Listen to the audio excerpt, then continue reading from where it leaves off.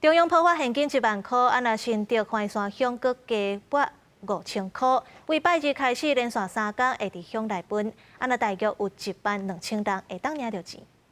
1、2、3、4、5。哦，对。1、2、3、4、5。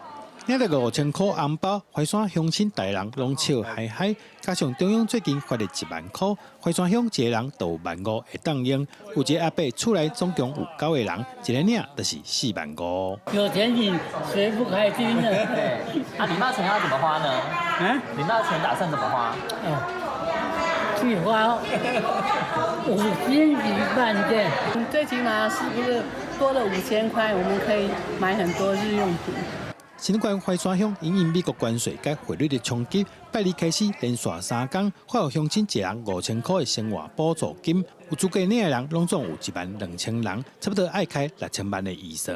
这2、3年来的税基盈余呀，我们有将近6000多万，快7000万。所以呢，我就把全乡的人口数大概现在有12000人，把它平均下来，每一个人用税基盈余，我们发给每一个乡亲呢，每一个人5000。我们横山乡的一户大概有3到3.2个人一户，所以呢，一户我们平常可以拿到中央的是3万，再加上地方的1万5，大概4万5。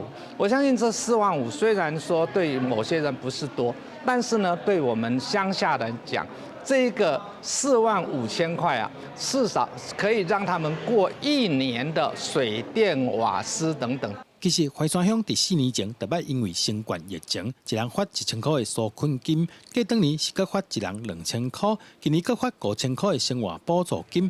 有人欣赏，别人挂心财政的问题。记者杜君和新竹报道。